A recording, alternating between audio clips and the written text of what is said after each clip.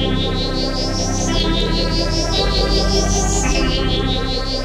guys, it's Will. And I'm Mike. This is First Watch, the show that's part review, part reaction. We have a 1980 horror film here, and I would say hugely underrated slasher good. film. Honestly, I put this in my maybe like top 10, 15 favorite slasher movies.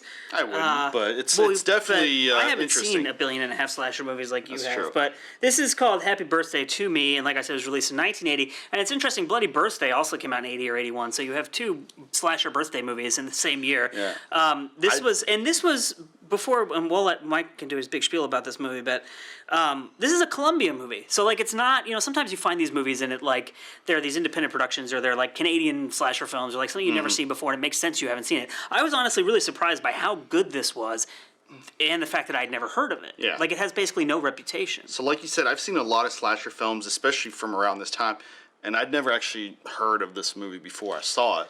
And when I did, I expected it to be really bad, but it's actually like a really solid horror film, slasher film.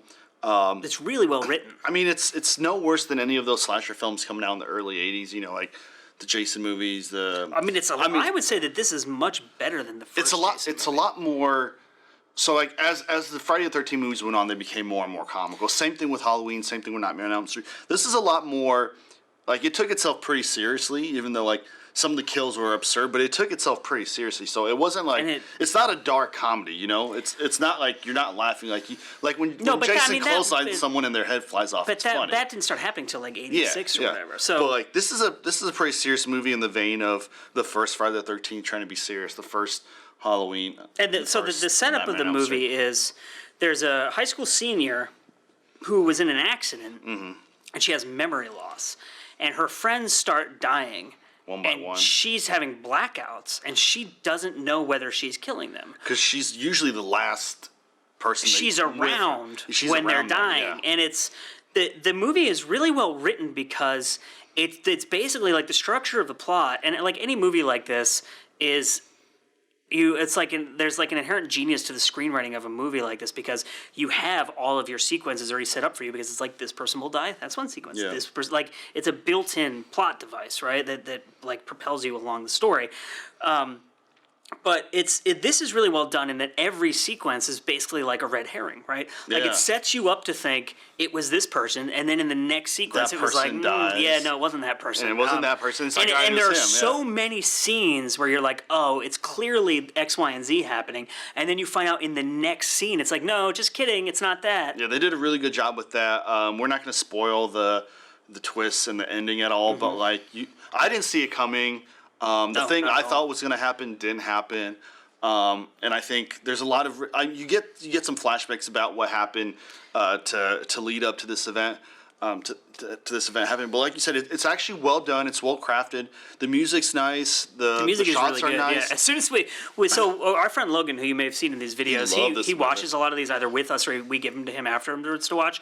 And he started looking for a vinyl copy of the score for this movie like immediately after he watched it. Like, he was like 10 minutes in, he's like, I got. He's on eBay, but it was good, yeah. I mean, so I had like VHS slipcover, by the way. I forgot to mention that. But if you're into the physical format thing, yeah, I mean, it's a really interesting movie because it's a lot of these movies. Like, we've been rewatching the Jason movies, and I really like most of those movies. Like I said, I prefer this to Jason 1, but like Jason 2 is really good. We just watched that. It's actually Jason really good. 4 is really good, which was directed by the Joseph Zito, right, who did like Invasion USA.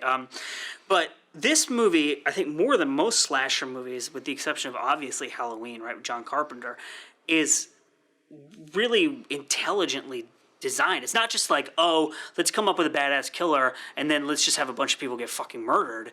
It's like it's very meticulously plotted. It's like a thriller, and the kills, as you can see by the cover, there's a guy getting skewered by a kebab. Cool. But a lot of the kills are like really weird and inventive. They're inventive. It's not just like someone with a knife, right, or a machete. And there's also, I might be wrong about this, but isn't there one scene in which you think someone dies and then you find out they didn't? Like during her blackout? Maybe that doesn't happen. I don't know. There's a couple really interesting twists where, like, and the blackouts, that's a genius device too, right? Because you can do fucking anything. And they explain it away with the accident she had early on. And like, early in the beginning, they're going up a bridge and they're jumping, and it's like she's freaking out, and it's like, why is she doing that? And then as this movie goes on, you start learning why that affects her so much. And actually, surprisingly, it's pretty well acted. Usually for these early slasher films, the acting didn't really matter. You have your Jason or whatever, your boogeyman, and he's killing people, so the acting doesn't matter. You just want attractive people in the slasher film. The acting in this is actually pretty solid, especially for. I mean, I don't know of any of these actors really. No. So the acting is pretty solid. Well, and then you also have that really fun thing of the high school seniors who hang out at the local bar and they're just Yeah. hammered all the time. Yeah. But I mean, it was probably either it takes place in Canada, is it a Canadian movie? Wow. Or it's in a state where the drinking age was still 18, I guess. Or they just didn't care. They're like, The they bar don't just worry didn't about care. it. No, there's some places in Texas they don't care, and like some other Is places. that true, Jim? Yeah, but wasn't the drinking age not 21 yet? Well, that's what I was saying. Could It was be, yeah. probably, Probably but 18. one of the things that's interesting about this movie is that the first teacher you meet is English, right?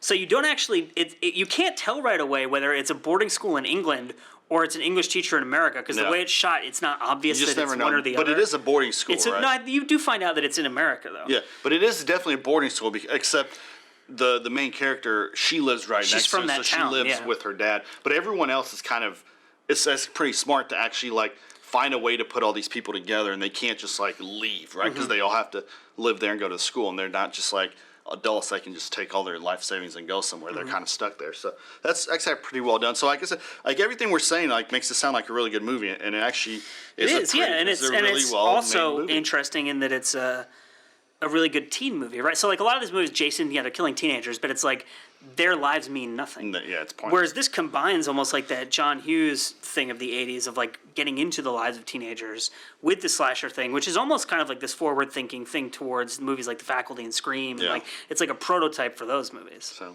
Is The Faculty is the Robert Rodriguez one, right? With Yeah. John Yeah. Stewart? Yeah, I that, just watched that last week. did you really? That movie's really fun, isn't I it? love it. I mean, I haven't seen it since I was in high school, but I really liked it in high school. Yeah. It's Josh Hartnett? yeah. yeah, all And they have those guys. pens? Is there Jordana something with Brewster, pens? Yeah. Are they doing drugs with pens? Yeah, Josh Hartnett's character is Zeke, and he makes his own. His name is Zeke? Yeah. Jim yeah. knows this way He too has his own well. drug He just lab. watched it. I know, but he's just like so into His it. parents always travel, so he has his own drug lab, which is like a As one full-on, does, like, yeah. cartoon chemistry setup with the boiling pipettes and like all that stuff in his garage, and he makes I forgot what they call it, like his tweak drug. Yeah. He just sells in like empty big pens that people just snort. They take the cap off and then just snort it right out of the pen. It's ridiculous. Perfect. Is Amy Smart in that movie?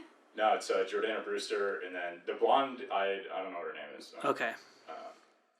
Anyway, so The Faculty, if you're familiar with that movie, leave us some comments. But maybe we should watch that. I haven't seen that movie in years. was it like 96? 20 something years. Like that? 97? Yeah. Yeah. So oh my God, same year as Face Off. it's a And good year. Mike's favorite movie, Titanic. So, No. happy birthday to me. This is another Mill Creek release, if I didn't mention that. They're coming out with a lot of good stuff. And they put out awesome movies, and they put out movies for dirt fucking cheap, which is the real prize behind the So go check this out. We'll put links, whatever, where you can find them. Find the movie. Happy birthday to me, like we said, released in 1980 slasher film. There you go. Yeah.